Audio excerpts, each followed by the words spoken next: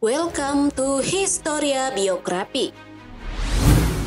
Kiai Haji Abdul Halim adalah seorang ulama yang sangat toleran dari Majalengka dan juga tokoh pembaharuan di Indonesia, khususnya pada bidang pendidikan dan perekonomian. Setibanya dari Mekah pada tahun 1911, ia berupaya membangun generasi muda di Majalengka untuk melawan Belanda. Salah satu bentuk perjuangannya adalah mendirikan lembaga pendidikan bernama Majelis Ilmi. Hal unik dari beliau adalah ia sama sekali tidak pernah disekolahkan oleh orang tuanya di sekolah formal Belanda dengan alasan sekolah tersebut tidak mengajarkan agama Islam. Bagi yang belum mengenal sosoknya, berikut fakta menarik Kiai Haji Abdul Halim.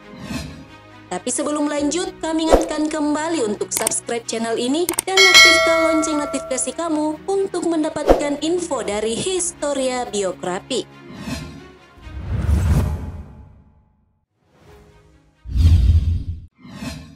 Masa kecil dan pendidikan. Kiai Haji Abdul Halim lahir dengan nama Otong Syatori pada 26 Juni 1887 di Desa Ciborelang, Majalengka, Jawa Barat. Ia merupakan anak dari pasangan Kiai Haji Muhammad Iskandar dan Haja Siti Mutmainah. Adalah pengasuh pondok pesantren dan juga seorang penghulu di Kawedanan, Majalengka. Sebagai anak yang lahir di lingkungan pesantren, Kiai Halim telah memperoleh pendidikan agama Islam sejak balita dari keluarganya maupun masyarakat sekitar. Ayahnya meninggal ketika Kiai Halim masih kecil, sehingga ia banyak diasuh oleh ibu dan kakak-kakaknya. Ketika berumur 10 tahun, Kiai Halim belajar Al-Quran dan hadis kepada Kiai Haji Anwar di Pondok Pesantren Ranjiwetan, Majalengka, sekaligus menjadi guru pertama baginya di luar keluarganya. Sebagai penggemar ilmu, Kiai Halim juga mempelajari disiplin ilmu lainnya. Tidak pandang apakah yang menjadi gurunya sealiran atau tidak, asalkan dapat bermanfaat bagi perjuangannya kelak. Hal itu terlihat ketika Kiai Halim belajar bahasa Belanda dan huruf Latin kepada Van Hoeven, seorang pendeta dan misionaris di Majalengka. Ketika dewasa, Kiai Halim mulai belajar di berbagai pondok pesantren di Jawa Barat dan Jawa Tengah, di antaranya Pesantren Lontong Raya, Bobos, Ciwedus, dan yang terakhir Kiai Halim berguru kepada Kiai Haji Agus di Pekalongan. Tidak hanya dalam dunia pesantren, Kiai Halim juga menyempatkan diri dalam berdagang di sela-sela waktu luangnya, seperti berjualan batik, minyak wangi, dan kitab-kitab pelajaran agama. Pengalaman dagangnya inilah yang mempengaruhi langkah-langkahnya kelak dalam upaya memperbaharui sistem ekonomi masyarakat pribumi. Setelah banyak belajar di Indonesia, Kiai Halim memutuskan ke Mekah untuk lebih mendalami ilmu-ilmu keislaman. Di Mekah, Kiai Halim berguru kepada ulama-ulama besar, di antaranya Syekh Ahmad Khatib Al-Minangkabawi yang merupakan imam di Masjidil Haram.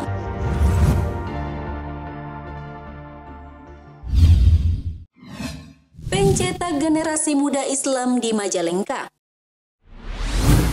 Dengan berbekal semangat juang dan tekad yang kuat, setelah 3 tahun belajar di Mekah, Kiai Halim kembali ke Indonesia untuk mengajar. Pada tahun 1911, ia mendirikan lembaga pendidikan Majelis Ilmi di Majalengka. Setahun kemudian, setelah lembaga pendidikan tersebut telah berkembang, Kiai Halim mendirikan sebuah organisasi yang bernama Hayatul Qulub, yang kemudian Majelis Ilmi menjadi bagian di dalamnya. Hayatul Qulub tidak hanya bergerak di bidang pendidikan saja, melainkan juga bidang perekonomian. Maka anggota organisasinya bukan saja dari kalangan santri, guru, dan kiai, tetapi juga para petani dan pedagang. Namun sebagai organisasi perdagangan, Hayatul Qulub bersaing dengan pedagang Cina yang masa itu cenderung berhasil di bidang perdagangan, karena Belanda lebih banyak membela kepentingan pedagang Cina dibanding kelompok pribumi. Persaingan tersebut memuncak ketika pemerintah Belanda menuduh Hayatul Qulub sebagai biang dari penyerangan toko-toko milik orang Cina pada tahun 1915. Akibatnya pemerintah Belanda membubarkan organisasi tersebut. Setelah dibubarkan, Kiai Halim memutuskan untuk kembali ke majelis ilmi untuk menjaga perjuangan Islam terutama di bidang pendidikan. Kemudian pada tanggal 16 Mei 1916, Kiai Halim mendirikan Jam'iyat Al-Annat Al-Muta'alim yang juga bergerak di bidang pendidikan. Setahun kemudian, Hos Cokroaminoto memberi dukungan terhadap lembaga tersebut yang akhirnya dikembangkan dan diubah namanya menjadi Perserikatan Ulama. Walau aktif di berbagai organisasi, Kiai Halim tetap mencurahkan perhatiannya pada dunia pendidikan. Hal itu diwujudkannya dengan mendirikan Santri Asromo pada tahun 1932. Lembaga pendidikan ini tidak hanya mengajarkan pengetahuan agama dan pengetahuan umum, tetapi juga dengan keterampilan sesuai dengan bakat anak didik seperti pertanian, pertukangan, dan kerajinan tangan.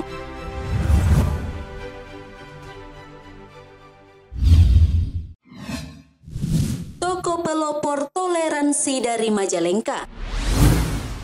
Di masa itu, Abdul Halim juga selalu menerapkan prinsip toleransi sebagai kebaharuan di ranah keagamaan. Karena sejak belajar ilmu agama di Mekah, ia banyak bergaul dengan tokoh dari latar belakang prinsip yang berbeda, seperti Kiai Haji Mas Mansur yang kelak menjadi Ketua Muhammadiyah dan Kiai Haji Wahab Hasbullah yang merupakan salah seorang pendiri Nahdlatul Ulama. Kedekatannya dengan dua sahabatnya yang berbeda latar belakang antara pembaharu dan tradisional. Inilah yang membuatnya terkenal sebagai ulama yang amat toleran.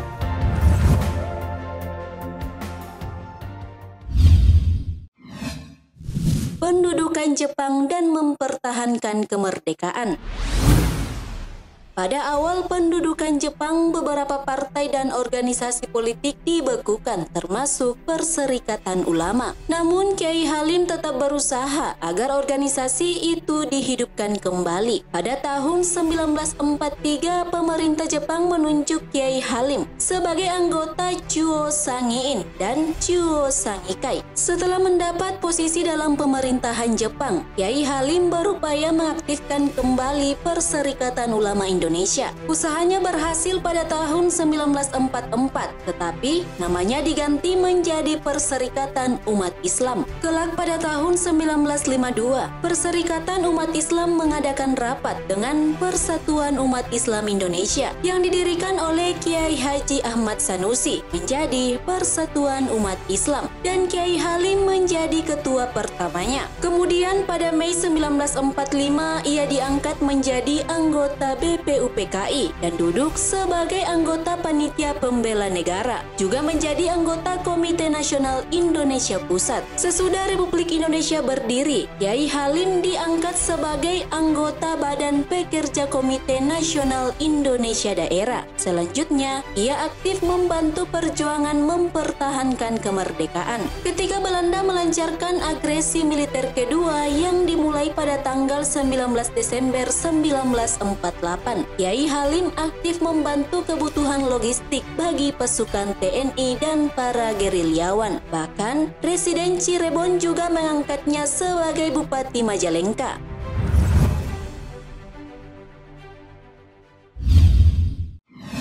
Akhir hayat sang Kiai toleran.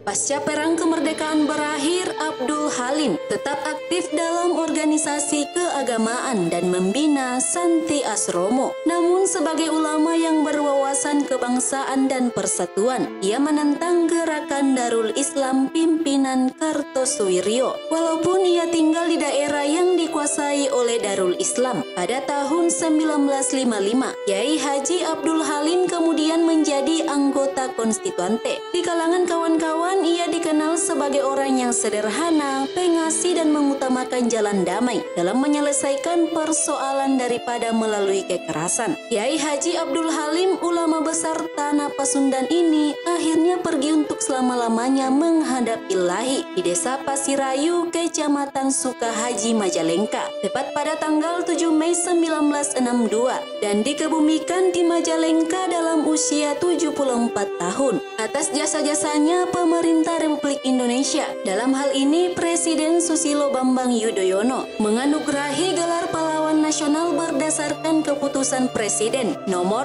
041/TK tahun 2008. Terima kasih telah menonton video ini. Jangan lupa like and share serta sampaikan kritik dan saranmu di kolom komentar. Sampai bertemu kembali di video Historia Biografi selanjutnya.